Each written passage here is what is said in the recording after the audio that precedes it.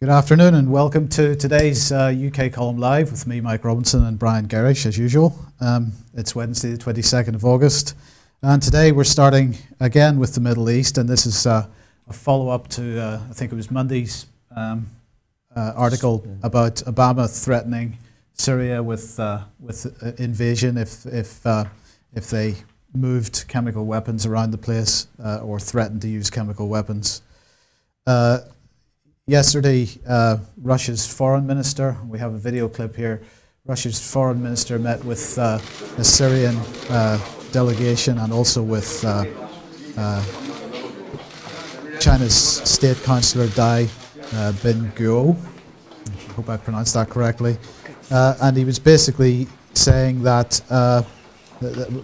both Russia and China have issued a statement saying that they find Obama's comments unhelpful, to say the least, that they will not be putting up with this kind of rhetoric, and you know, they're saying that the direct military intervention in Syria is impossible. Whenever, if we go back to May, President Medvedev made a statement making it quite clear how he felt about America's rhetoric, and basically saying quite clearly that any such escalation of events in Syria could lead to a nuclear conflict. And I mean, that is absolutely making it clear where he sees things going. And I believe that Russia sees this attack on the Middle East, not just on Syria, but on the potential for an attack on Iran as being actually an attack on Russia and China, and needs to be seen in the context of the missile defense shield, which continues to be deployed around Russia's borders. Yeah. So a direct comment from Russia regarding Obama's statement on Monday. Yeah, well, obviously it's a very direct statement, and really I'm not surprised. There's all sorts of components to what's going on here, which is not being brought out at all. We're constantly pointing out to people the failure of mainstream media in Britain to get to grips with the important issues, and certainly the UK Column Live is not going to apologise for the fact that we are repeatedly bringing up this business that at the moment people in Britain are not receiving in-depth news as to what's happening in these very serious trouble spots. And while it's not being reported, we've got very serious statements being made. And of course, for many people, China has been sort of described as the new friend of the West. We're busy now post-Olympics trying to bring in more Chinese tourists. We are constantly given the impression that China is now a fully westernized country, but in fact nothing could be further from the truth. And of course, despite disputes with the Russians over the years, China has steadfastly maintained a position alongside Russia, and Russia alongside China when it comes to standing up against what they regard as hostile policy from the West, and Britain and America in particular. So I don't think this statement is surprising at all, and it is absolutely incredible that while this is going on in the background, we've just reported on the fact that the government has now virtually succeeded in bringing down Britain's independent nuclear deterrent. So we were talking yesterday about the fact that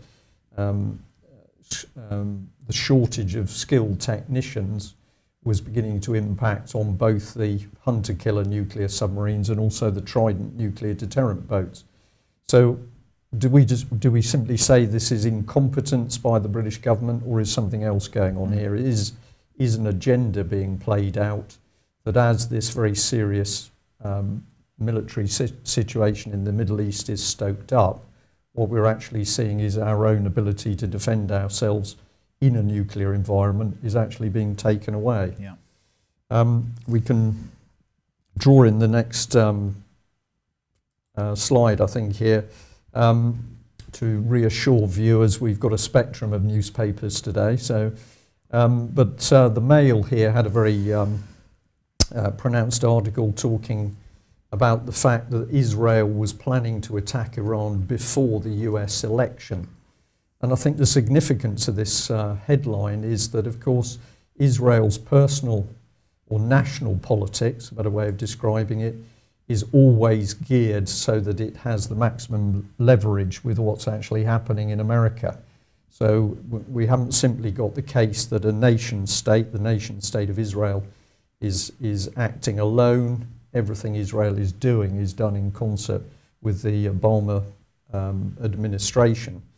And here is what is obviously very serious posturing by Israel with threats of a nuclear strike on Iran, but time to actually interfere with the democratic process in America. It's quite extraordinary. And of course, we can reinforce this at the moment with the fact that Israel is maintaining a close dialogue with friends. And the Telegraph had an interesting report by a reporter, Coughlin. Thank you for that. I think there's a bit of Irish or Gaelic in that name somewhere. The thing about the Telegraph report is that it's another one of these reports which sounds awfully factual. It's reporting that according to Western intelligence officials, Ayatollah Khamenei is giving the order for elite forces to be activated, and also he's looking into the implications of what's happening in Syria. So this is reported in the substance that Iran is now gearing up elite forces to conduct hostile attacks. But if you read further through the report, there's a fairly simple statement which is coming out of Iran, and it's saying that Iran's national interests were being threatened by a combination of the UN sanctions imposed over Iran's nuclear program and the West's continuing support for Syrian opposition groups attempting to overthrow the Syrian government. When we look at that statement, and if we analyse it in very simple terms, this is a typical statement which any nation would actually make in response to serious international events and movements being made against the country. It could easily be Britain that was issuing such a statement. Yeah. But of course, this is pinned on Iran, as though Iran is now ramping up for a whole series of hostile attacks. What is significant about this Telegraph report is it is simply according to Western intelligence officials, and there's absolutely no substance or documentation to back up the claims that this is going to result in new threats by Iran. So I think it's just quite amazing to see how the media reports are being manipulated at the moment to constantly paint Iran as the bad player. And of course, this is exactly the same technique which was used against Iraq. And which is also being used against North Korea. Indeed. So this is another article from the Telegraph where they're basically attempting again to paint North Korea as being the big demon on the planet. They're also setting up their own nuclear capability. And you know, what we should say about this is that North Korea is another country which refuses to get involved in the sort of Western banking system, refuses to cooperate with the Western globalist agenda, and is another country which is absolutely being slaughtered. They are extremely poor as a nation. Most people are hungry in the country. They're trying to develop as fast as they can, and the Western elites, the Western governments, the Western media are painting them as being, well, obviously part of the axis of evil, but it's just more rhetoric against any country that dares to not play the globalist agenda card. Yeah, and of course this is another subject which simply is not reported. This underlying circumstance that where countries are not actually playing ball with the international monetary community, then all of a sudden their leadership or administration is overthrown. And of course we can also say at the moment that in the background we have a very brave and small country, Iceland, that has actually taken up the challenge and has started to sort out its own economy by simply not playing with the global banking system. And of course there is not a single report in the mainstream press and virtually world press about what's happening there. Well, actually Iceland is now working to be the first country in the world to implement Glass-Steagall, actually get it done and dusted. Yes. So they've just announced a whole bunch of more of their MPs supporting that. Right. So that's looking likely now. Yeah. Well, one last comment on the picture on the screen behind us. Probably my head is in the way of part of the completion of that nuclear facility. That's better. We can see it now. But of course, it's rather ironic that here we have North Korea that's capable of building its own nuclear facilities. Meanwhile, Britain in 2012 has been reduced to the state that we have to call in the French in order to replace our nuclear generation capacity. And the situation is actually so bad that they didn't even want to take the project on. So, well, I'm not surprised, because who would want to work with the current political administration? Yeah. But I think one of the things that we can stress, and we should stress, is that when we actually analyse what is going on in Britain today, either we've got to come to the conclusion that the country has become fundamentally incompetent. We're no longer capable of running an appropriate national health system, or we can't get our education system working, and we can't generate our own power. Either we've become incompetent, or what is actually happening is that there is a deliberate and sustained political agenda to dismantle the strategic infrastructure of this country and to absolutely decimate the manufacturing and skills base. And I have to say, it's the opinion of the UK column. One of the main reasons that we're here is that it is the latter case which is correct. At the moment, successive British governments, whether they are Labour or Conservative, have been following a common purpose in order to break apart the infrastructure of this country. And for us to now be in 2012 with no new power generation plan, or no comprehensive power generation plan on the table, let alone building, whilst we're pointing a finger at North Korea, I think is just extraordinary. And really we need to be bringing our own government to book for their politics, whatever their agenda is. Indeed. So we're moving on to the National Health Service. Yeah, we've mentioned NHS, and we don't need to dwell on this too long, but yesterday, or over the last couple of days, we've actually had reports in the press, this one's from The Independent obviously, with this plan to take the NHS brand abroad. Now the headline itself is extraordinary, because we are called on a daily basis by people in the NHS who are reporting constant change and turmoil and chaos. We've seen the reports across the national press of the failure of the NHS to look after elderly people. We've had the deaths of hundreds of people within hospitals, Staffordshire Hospital being one of them. So the brand of the NHS at the moment is, I think, tainted or appalling. And that's not to decry the hard work of staff who are trying to operate in this environment, but then to say that we're going to put this brand abroad is incredible.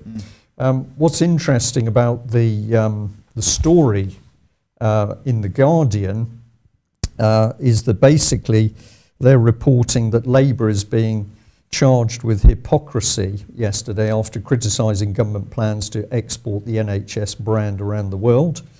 The Independent is exposing that it was Gordon Brown's own government that tried to set up a profit-making arm called NHS Global, which was to maximise its international potential and bring benefits back to the UK taxpayer. Well, of course, the basic benefit that the UK taxpayer would like would be to receive a efficient and timely treatment by the NHS, which is clearly not the case at the moment. But what we would say is that far from Labour's plan for NHS Global failing, what we're actually seeing is the Tory administration bringing in the very same plan, but calling it a different name. So this is once again, I think, a classic example that while we see the puppet system of politics between Labour and Tory, between the government and the shadow government, what is actually going on in the background is a common agenda which is bringing in a global component to the NHS. So you've got to wonder where the policy came from. Is this a civil service policy, and perhaps it should be viewed in light of the Kerslake, yeah. Well, the civil servants proposing that they write Labour's next manifesto for them. Yeah. You know, it is agenda politics is the phrase that we want to use. And it is extraordinary to watch that as we see the decline of Britain, and I don't personally see change in people in Britain, I see the same values and I see the same strength in the character of people in Britain, but around us the political infrastructure, and I will say localism, as in local government infrastructure, is gradually pulling everything apart. Meanwhile, we have David Cameron and other politicians, William Hague, standing up and dictating what foreign countries, or overseas countries, should and should not do. The hypocrisy is quite amazing. But we'll wait and see how this develops, I think, is the thing to do. We really move from one dirty story to another. There's been some shocking reports in the mainstream press today, never mind problems in Syria and Iran, which we can't report. It certainly has been reported that Prince Harry has been photographed naked while enjoying some form of frivolity at an exclusive residence, and pictures of him unclothed have appeared in the international press. And I think really the comment that should be made about this is, where do we draw a line? These are supposedly senior representatives of the royal family, ambassadors for Britain, and also this young man is himself an army officer, and I would have thought a few years ago at least such behaviour would have ended his army career. We wait to see what's actually going to take place as a result of these latest photographs. But of course we can also remember that Prince Andrew has also been involved in some fairly dubious behaviour. This is a photograph that was taken with him with a young lady who was part of the Epstein entourage. Epstein jailed in 2008 for 18 months after admitting soliciting an underage girl for prostitution. So again, we're seeing senior members of the royals. What age was that girl? At the age of 50, around about 15 or 16. I haven't got the exact age. She might be 17 in that picture, but the story around this, which was reported in the press at the time, was pretty detailed, and many people raised questions then whether we could actually have Prince Andrew representing the country with such a background. And now we're seeing, if not a worse repeat with other members of the royal family. I would imagine for many servicemen at the moment, I think they would regard it as an insult to see this sort of behaviour. And at the end of the day, the British taxpayer is funding the royal family.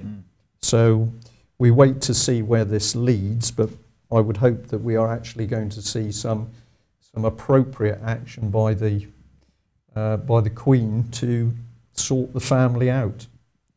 Of course, Andrew was also in Oxford recently. Well, that's true, yes.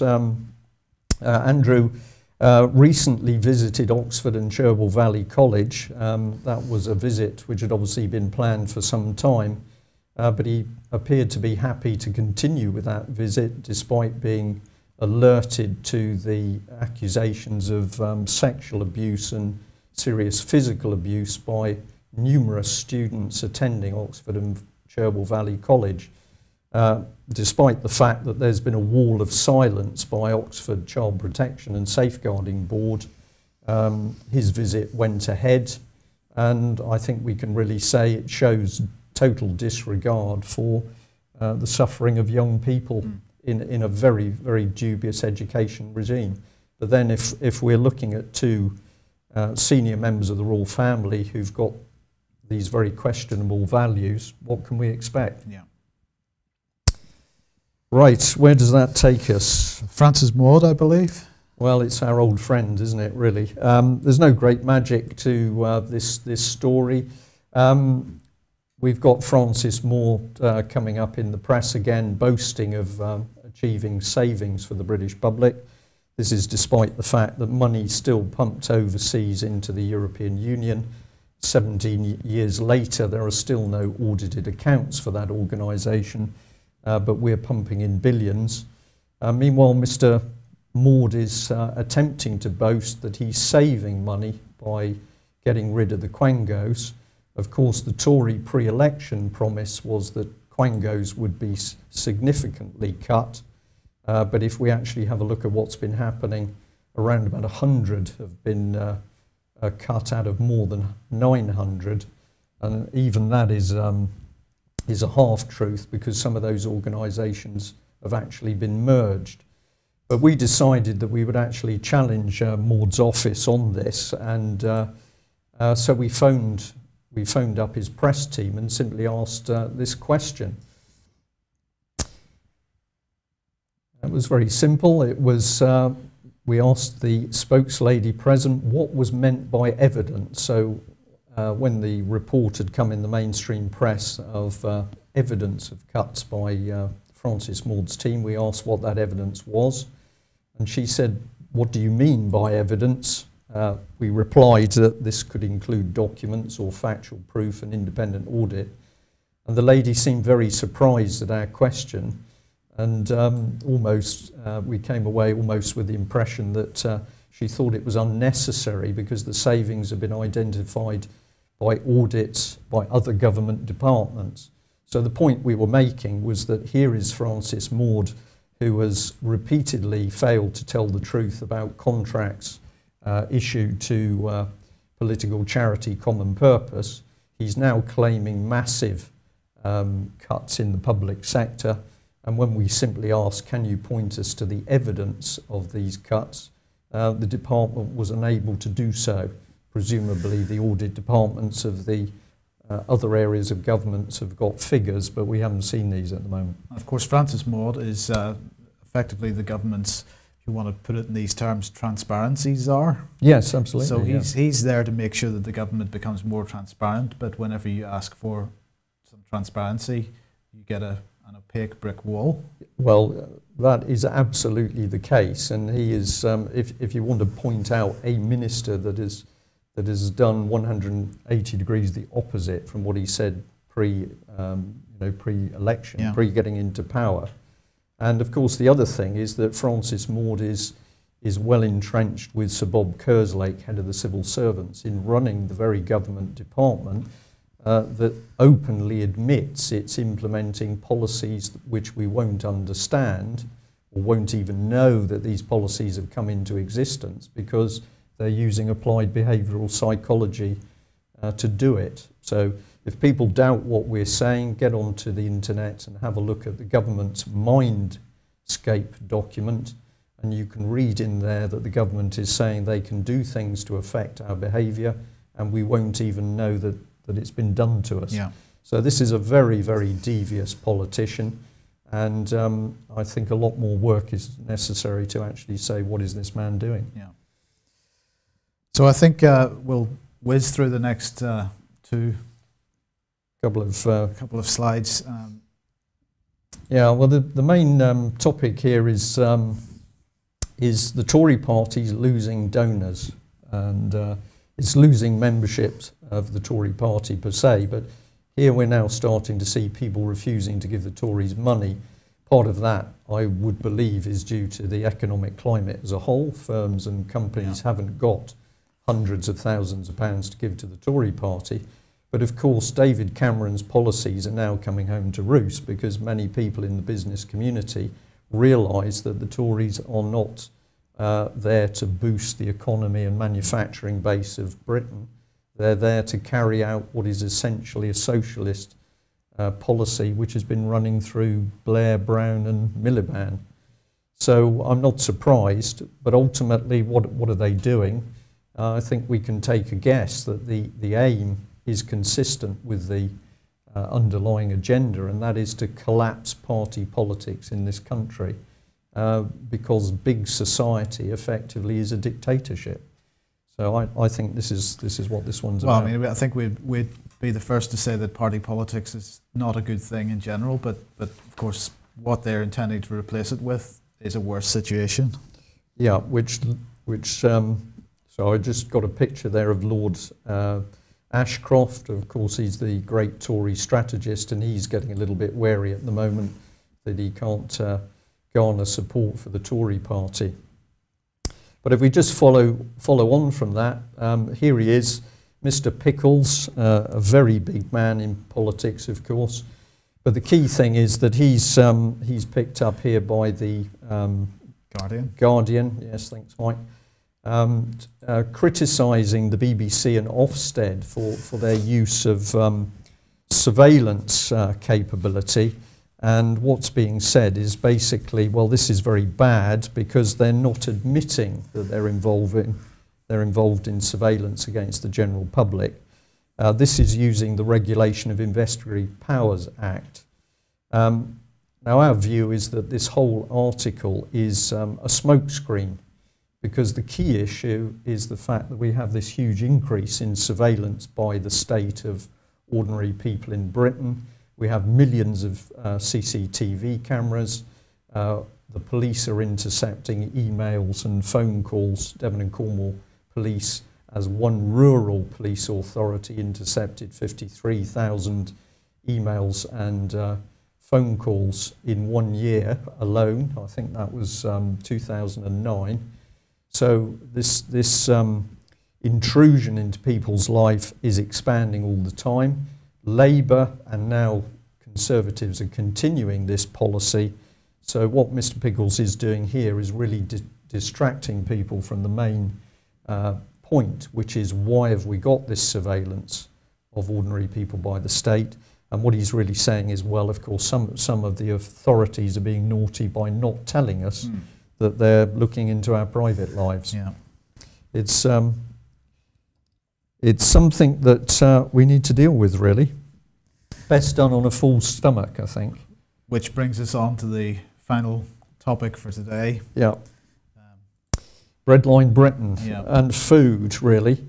The Guardian's done a good article here because it's highlighting the fact that we are now at the state in Britain where we're having to deliver food parcels to people.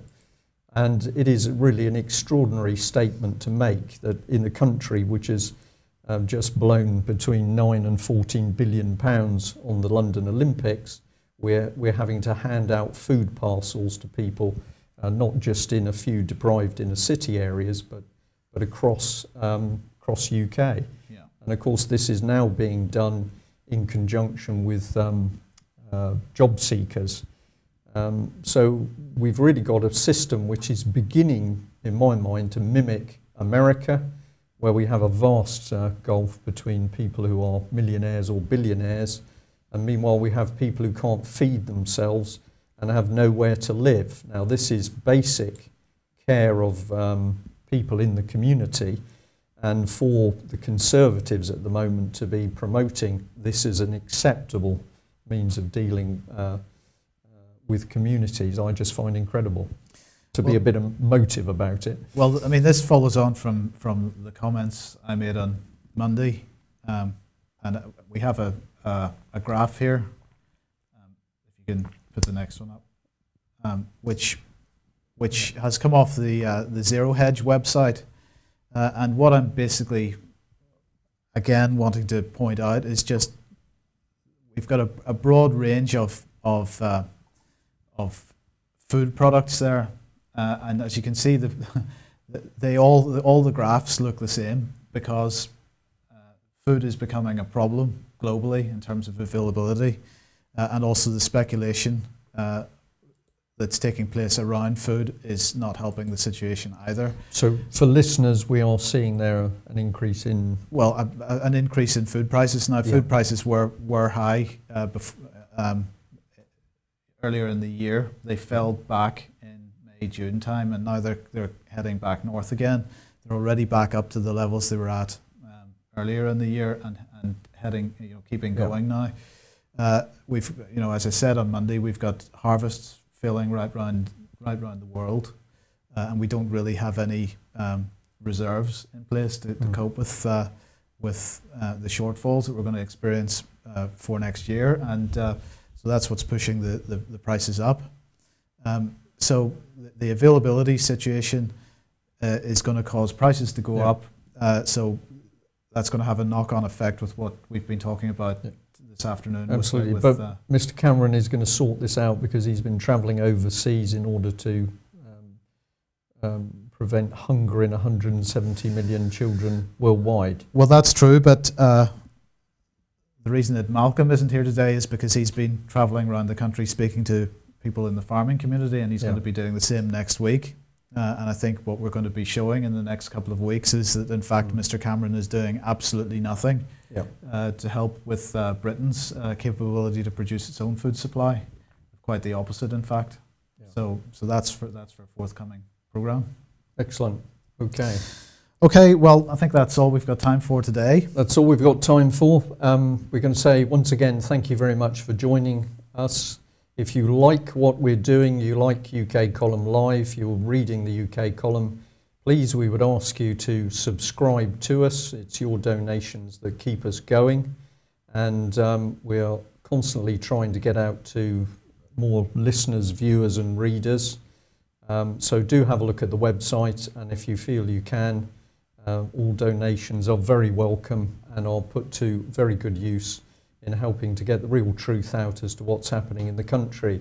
If you're a new viewer today and you're wondering what to do about the topics that you've just heard and you're worried about the state of the country, what to do is very simple. Start to talk to friends and family about what is going on. Get the truth out. Let's start to expose the real corruption and problems which are the politicians in Westminster of all three parties. Thanks for joining us.